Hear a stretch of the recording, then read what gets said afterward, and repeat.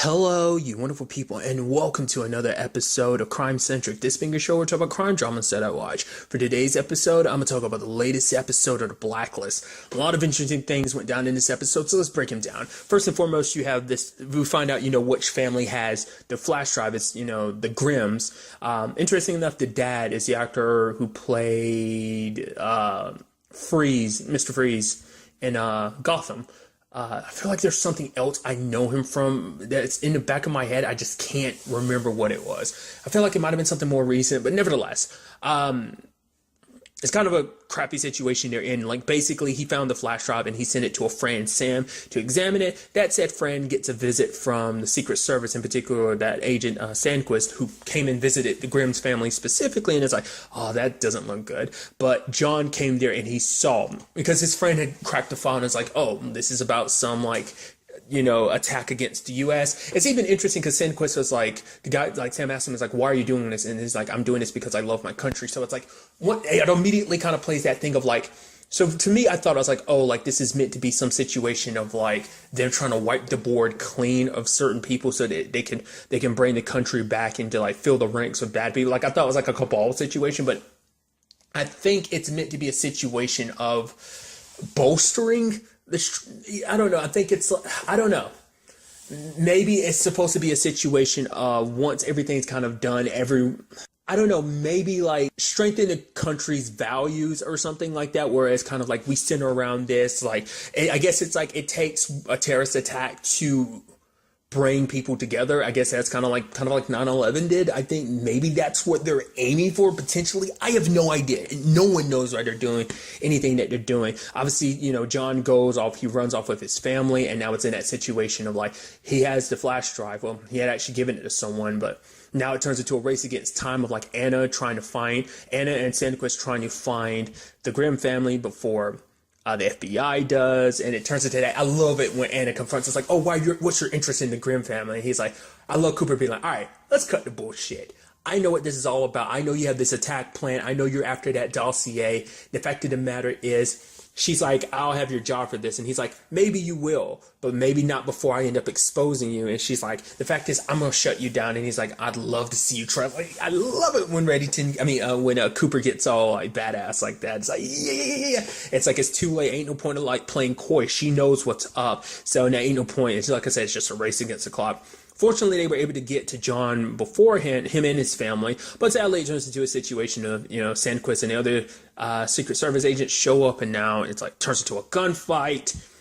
And, John, ended up getting captured. Also, that poor mailman, because he was sending it off and stuff like that. So that poor bastard got like tortured with like pepper spray in his eyes and everything. So that's a terrible situation all on its own. But it's like, I guess even his wife like the president's wife knows, because she's like, oh, like you need to make sure you know what has to be done kind of thing. So it's like, I guess she knows what's going on. It's like, I wonder, how did he find himself in his position? I don't know if that's exposition we will ever get. Maybe in the next episode, that'd be kind of like a little bit of the episode explaining how we got to where we are with this whole situation.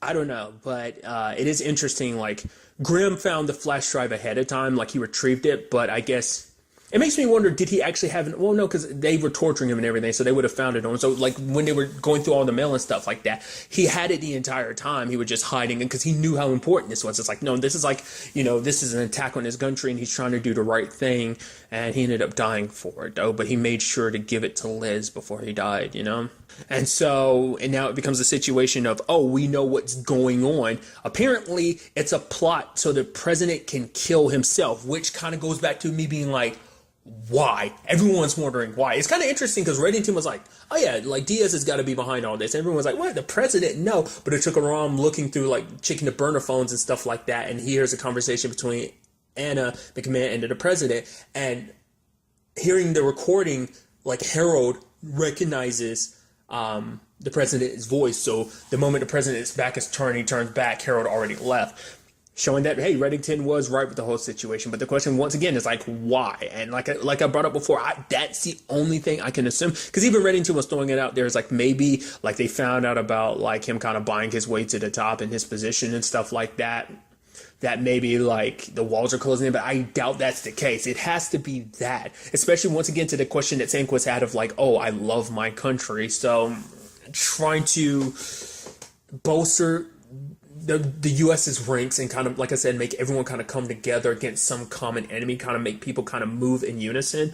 Maybe it's just going to be like I think it's like supposed to be that thing of like fanning the flames of kind of making people like, oh, like the fact is kind of like using that fear and just this devastation to do what they need to kind of move the U.S. in the right direction. So kind of pulling from what I'd previously brought up before of like potentially kind of move the U.S. in the direction that they want to make it so like they have an excuse to implement a lot of plans that they might have that might seem a little harsher. Like they might be putting in like a lot of stuff set in stone that maybe it's like wouldn't normally be okay, but because such an extreme thing happens, like everyone's kind of on the same page of like, oh, we got to make these extreme decisions and choices now to kind of compensate for this. It's like the president was, assassinated, and we need to make this happen. I'm assuming because the whole thing, it's like, can we actually break it down? Like, because the file's name, I forgot what it's called, Prince Up.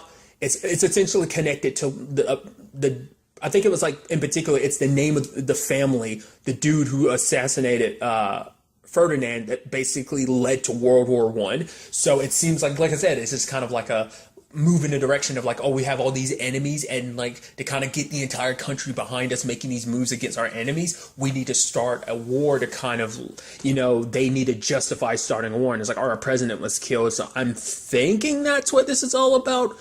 Like I said, that's just my pure guess at this point in time. Everyone's still unclear about everything. It is interesting, like a lot of conversations that were had. Like obviously one big conversation is between Cooper and Reddington. Reddington's like, oh, he's so excited to find out what this whole thing is about. Even going to the point of like saying, he's like, I never actually thanked you for actually saving my life. But Cooper's like, I just did my job. It's like, no, you didn't. You actually went above and beyond. You literally marched into the White House and demanded that my execution be stayed. Like the fact of the matter is you did that out of bravery as well as friendship. And there are very few people I owe my life to, and you are one of them. And it's like, oh, I love that Cooper and Reddington are like, I brought it up countless times of like them being where they are. It's like you would have never thought that there'd be a friendship between them like that. So there's that. There's the whole conversation between Liz and Reddington about like bringing Agnes back. And for her, it's like she's got to set up things with Scotty to make that happen, that kind of transition. But she brought up the thing is like she was so worried about Reddington being like this monster trying to find out his real identity. Turns out her mom's the real devil. For her, it's like that recording being played in court made her go like, holy shit, like, yeah, I shot my dad, but my mom's the one that killed him because she destroyed his reputation. And it's just for her, part of her is worried because it's like, what if my mom's still alive and she comes looking for us? I mean, like, yeah, because it's like Reddington's like, your mom's gone, she can't hurt you. But Liz is like, the fact of the matter is she, if she might be, considering the fact is that, the Russians still believe that she might be because they were looking into things and stuff like that. But Reddington brings up something later on kind of talking about the fact is your mom isn't as bad as you think she is. Yes, she made mistakes. But the fact of the matter is she was caught in a position where it's like she was, a young woman in a world that was basically falling apart around her. And it basically, she was in an unbridgeable gap. On the other side was the real Reddington, and on the other side is her, and in the middle is Liz. The fact is she made a lot of mistakes, but she did, she always tried her best. That the fact is that you also can't forget, like, this is some legacy that she has of being like, oh, this ruthless killer and this turncoat. But it's like, above all that, like, she's not the monster people make her out to be. That's just kind of the legacy she's obtained, because people don't care too much about what's behind the legacy, like who she really was. Because Reddington knew her. Well, this, fake Reddington knew her, and that wasn't who she was. Like I said, she made mistakes, but still. And I think that is kind of changing Liz's mind. It does make you wonder, like, the fact is this conversation keeps coming up that we still 100% don't know whatever did happen to Katerina, because obviously her parents don't know whatever happened to her. I think Reddington does, because he was obviously like the last one in contact with her. Because the fact of the matter is, it's like, cause obviously she faked her death and then she was reborn again, but I think she's still out there. And I think that's what Reddington's trying to keep secret, even from Liz's grandfather, keeping secret from Liz. I think when the time comes, she might come out of hiding. And I think her potentially coming out of hiding, like her knowing the truth, might put Katarina in a position where she might decide to come out just to see Liz, to see, her grandchild, Agnes. So that's where I feel like they potentially might be setting that up as. I don't know. Like, the fact that she just keeps, like, I feel like this is the most they've really brought up Katarina in a while. Like, she's brought up quite a bit, like, here and there, but I feel like this is the most consistent they've ever brought up Katarina. So I feel like she's ready for a potential comeback. We'll see, but it's definitely going to be interesting to see where they end up going with that, or if she's really gone. Whatever the situation is, we do know Reddington has so many more secrets that he's just telling, like, Liz's grandfather, like, you telling Liz what you told her? I need to know exactly what you told her, because you might have just made things worse. Like I said, so there's things even he doesn't know that Reddington's keeping secrets. And makes you even, I would assume whatever it is, those secrets, I'm sure that's still more stuff that even Dembe knew.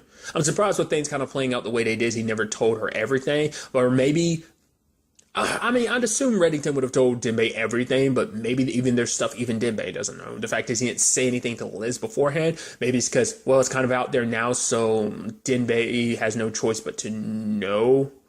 I'm trying to remember, is that before? No, that was before, because Dembe had left before Liz had found out, well, whatever amount of the truth she found out. To be fair, once again, she's not looking for the truth anymore, because it's like she's content with what she knows now, but nevertheless. So there's that. But then you have, like, Anna trying to shift this whole situation around, get back to the, focus on the main parts of the episode.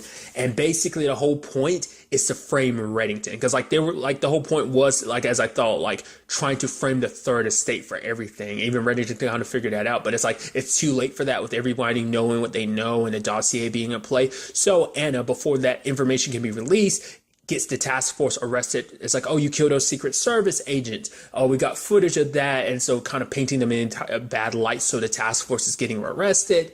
I wonder, is it everyone in the task force or just like the main characters? Like, they're the ones that get focused on, but maybe everyone in the task force got arrested. Either way. Or it's going to be a situation of like, oh yeah, the heads of this task force are up to some shady stuff. I love Anna kind of rubbing in. It's like, I told you, Cooper, I was going to shut you down. Because they're trying to make it seem like, oh, like, Reddington set this whole thing up to get revenge. I mean, he is already, like, this traitor and stuff like that. He was already in court and everything like that. So they're just he's already a bad guy. He's already in the public's eye, knowing that he's around and stuff like that. And so they're trying to point all this evidence to make it seem like they're the bad guys.